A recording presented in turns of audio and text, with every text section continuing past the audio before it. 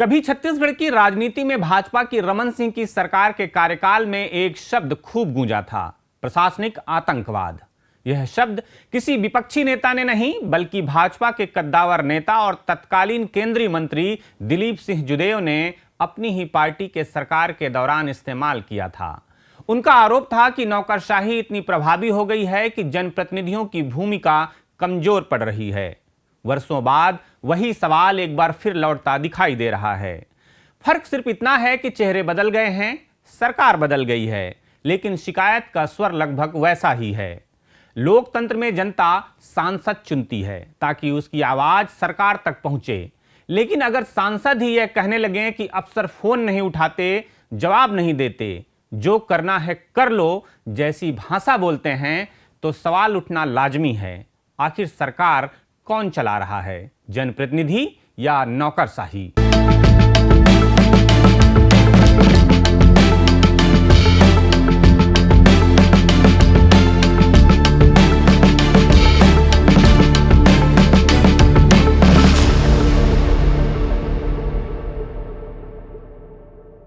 खबरों की खबर में आपका स्वागत है। मैं प्रफुल्ल ठाकुर हूं और आप देख रहे हैं सीजी खबर। अगर सत्ता पक्ष के सांसद ही अपनी सरकार के अफसरों के खिलाफ लोकसभा अध्यक्ष के दरवाजे पर पहुंच जाएं, अगर आरोप यह हो कि अधिकारी फोन तक नहीं उठाते, जवाब नहीं देते और जनप्रतिनिधियों की अनदेखी करते हैं, तो सवाल सिर्फ दो अधिकारियों का नहीं रह जाता, सवाल पूरी प्रशासनिक व्यवस्था का हो जाता है। क्या छत्तीसगढ़ में नौकरशाही इतनी ताकतवर हो चुकी है कि सांसदों को भी संसद की शरण लेनी पड़ रही है? यह सवाल इसलिए भी महत्वपूर्ण है क्योंकि छत्तीसगढ़ की राजनीति में कभी भाजपा के ही वरिष्ठ नेता और केंद्रीय मंत्री रह चुके दिलीप सिंह जुदेव ने एक शब्द इस्तेमाल किया था, प्रशासनिक आतंकवाद।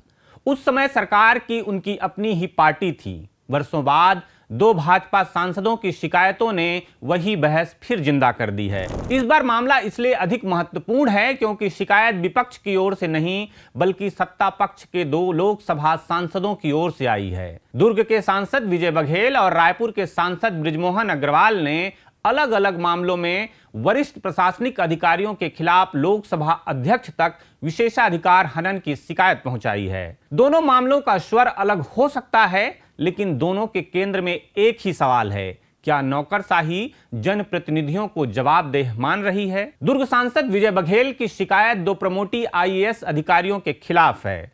उनका आरोप है कि जब भी उन्होंने जनहित के मामलों में जानकारी मांगी, अधिकारियों ने जवाब नहीं दिया, फोन नहीं उठाए गए, विकास कार्यों से जुड़े सवालों पर चुप्पी साध ली गई। सांसद का कहना है कि नगर निगमों में बिना पूरी टेंडर प्रक्रिया के विकास कार्य शुरू हुए, भुगतान भी हुआ और बाद में औपचारिकताएं पूरी की गई। जब उन्होंने दस्तावेज मांगे तब भी कोई संतोषजनक उत्तर नहीं मिला। दूसरी ओर रायपुर सांसद बृजमोहन अग्रवाल का मामला अलग है। उनका आरोप है कि स्वास्थ्य सचिव अमित कटारिया ने फोन पर उनसे अभद्र व्यवहार किया और बातचीत के दौरान कथित रूप से कहा कि जो करना है कर लो। इसके बाद उन्होंने इसे केवल व्यक्तिगत अपमान नहीं बल्कि संसद सदस्य के विशेषाधिकारों का उल्लंघन बताते हुए लोकसभा अध्यक्ष से शिकायत कर दी। लोकसभा सचिवालय ने भी मामले को गंभीरता से लेते हुए संबंधित मंत्रालय से तथ्यात्मक रिपोर्ट तलब की है। दिलचस्प बात यह है कि इस मामले में पूर्व मुख्यमंत्री भूपेश बघेल भी बृजमोहन अग्रवाल के समर्थन में सामने आए। उन्होंने कहा कि राजनीतिक मतभेद अपनी जगह हैं, लेकिन यदि किसी सांसद के साथ इस प्रकार का व्यवहार हुआ है तो यह लोकतांत्रिक व्यवस्था के लिए चिंताजनक है। यह बयान इसलिए भी महत्वपूर्ण है क्योंकि यहां सत्ता और विपक्ष की रेखाएं कुछ देर के लिए धुंधली पड़ती दिखाई देती हैं। दोनों घटनाओं को यदि अलग अलग देखा जाए तो वे महज प्रशासनिक विवाद लग सकते हैं, लेकिन जब इन्हें एक साथ जोड़कर देखा जाता है तब तस्वीर कहीं बड़ी दिखाई देती है। भारतीय लोकतंत्र में प्रशासनिक अधिकारी और जनप्रतिनिधि दोनों व्यवस्था के महत्वपूर्ण स्तंभ हैं, लेकिन दोनों की भूमिका अलग अलग है। अधिकारी संविधान और कानून के अनुसार प्रशासन चलाते हैं, जबकि जनप्रतिनिधि जनता के प्रति राजनीतिक रूप से जवाबदेह होते हैं। सांसद और विधायक केवल कानून बनाने के लिए भर नहीं चुने जाते, बल्कि अपने क्षेत्र की समस्याओं को सरकार और प्रशासन तक पहुंचाने की जिम्मेदारी भी निभाते हैं। यही कारण है कि जब कोई सांसद यह आरोप लगाए कि अधिकारी उसके पत्रों का जवाब नहीं देते, फोन नहीं उठाते या जानकारी साझा नहीं करते, तो सवाल केवल व्यक्तिगत रिश्तों का नहीं रह जाता, यह प्रशासनिक जवाबदेही का प्रश्न बन जाता है। भारतीय जनता पार्टी में है कौन जो मुंह खोलकर सच्चाई बोल सके? क्या प्रधानमंत्री मोदी और अमित शाह के खिलाफ में किसी की हिम्मत है बोल सके? लेकिन जिस तरह से बृजमोहन अग्रवाल जी जनता के चुने हुए सांसद हैं, वरिष्ठ नेता है, उनका इस तरह का अपमान एक लोकतंत्र के लिए अच्छा संदेश नहीं है। चुने हुए जनप्रतिनिधि हैं, जनता की बात को सरकार तक वो रखते हैं, अंदाज लगा सकते हैं उनके साथ ये व्यवहार है। बाकी उनके भारतीय जनता पार्टी के विधायक और उनके कार्यकर्ताओं के साथ क्या हालत हो सकती है आप देखेंगे। डोंगरगढ़ में 111 लोगों का इस्तीफा, फिर 25 और कार्यकर्ताओं का इस्तीफा, लगातार ये पूरे प्रदेश में इस्तीफा का दौर चल रहा है। मतलब भारतीय जनता पार्टी में भगदड़ मची हुई है और भारतीय जनता पार्टी में केंद्र से लेकर दिल्ली तक उल्टी गिनती शुरू हो चुकी है। यहां यह भी समझना जरूरी है कि किसी अधिकारी का हर निर्णय सांसद या विधायक की इच्छा के अनुसार होना आवश्यक नहीं है। अधिकारी कानून, नियम और प्रक्रिया से बंधे होते हैं। यदि किसी मांग को नियमों के अनुसार पूरा नहीं किया जा सकता तो अधिकारी उसे अस्वीकार कर सकते हैं, लेकिन संवाद से बचना, जवाब न देना या निर्वाचित जनप्रतिनिधियों की उपेक्षा करना अलग बात है।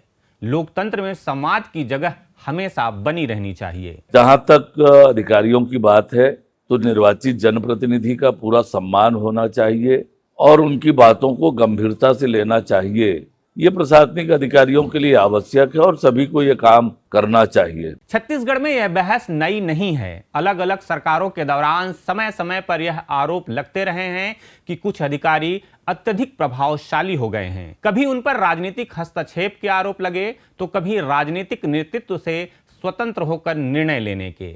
लेकिन हर दौर में एक सवाल समान रहा, क्या प्रशासन जनता के जनप्रतिनिधियों के प्रति पर्याप्त जवाबदेह है? आज का मामला इसलिए भी महत्वपूर्ण है क्योंकि शिकायत करने वाले दोनों सांसद उसी दल से आते हैं जिसकी सरकार राज्य में भी है और केंद्र में भी। आमतौर पर माना जाता है कि ऐसी स्थिति में राजनीतिक और प्रशासनिक समन्वय बेहतर होता है, लेकिन यदि उसी परिस्थिति में सांसदों को लोकसभा अध्यक्ष तक जाना पड़े तो यह संकेत है कि कहीं न कहीं संस्थागत संवाद में कमी आई है। लोकसभा में विशेषाधिकार हनन की शिकायत कोई सामान्य प्रक्रिया नहीं होती। संसद अपने सदस्यों को कुछ विशेषाधिकार इसलिए देती है ताकि वे बिना किसी अनुचित दबाव के अपने संवैधानिक दायित्व निभा सकें। यदि किसी सांसद को लगता है कि उसके अधिकारों या कार्यों में बाधा डाली गई है तो वह विशेषाधिकार हनन का मामला उठा सकता है।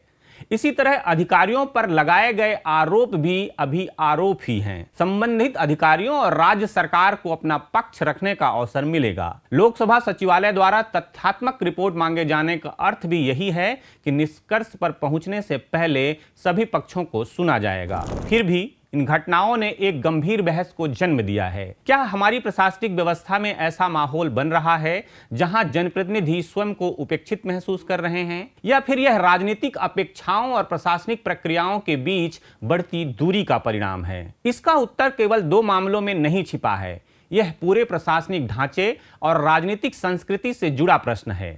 यदि अधिकारी जनप्रतिनिधियों से संवाद नहीं करेंगे तो जनता की समस्याएं शासन तक पहुंचाने में बाधा आएगी। वहीं यदि जनप्रतिनिधि प्रशासनिक प्रक्रियाओं को दरकिनार कर निर्णयों पर दबाव बनाने लगें तो संस्थागत संतुलन बिगड़ जाएगा। लोकतंत्र दोनों में से किसी एक की प्रधानता पर नहीं बल्कि दोनों के संतुलन पर चलता है। शायद यही वजह है कि आज फिर वह पुराना शब्द चर्चा में लौट आया है, प्रशासनिक आतंकवाद। लेकिन इस शब्द का इस्तेमाल किसी निष्कर्ष के रूप में नहीं बल्कि एक राजनीतिक आरोप और ऐतिहासिक संदर्भ के रूप में ही देखा जाना चाहिए। असली सवाल यह नहीं है कि यह शब्द सही है या गलत। असली सवाल यह है कि क्या ऐसी परिस्थितियां बन रही हैं जिनमें निर्वाचित जनप्रतिनिधियों को अपनी बात मनवाने या अपनी शिकायत दर्ज कराने के लिए संसद तक जाना पड़ रहा है। इस पूरे घटनाक्रम का अंतिम फैसला जांच और संसदीय प्रक्रिया के बाद ही होगा, लेकिन फिलहाल इतना तय है कि यह विवाद केवल दो सांसदों और कुछ अधिकारियों के बीच का विवाद नहीं रह गया है।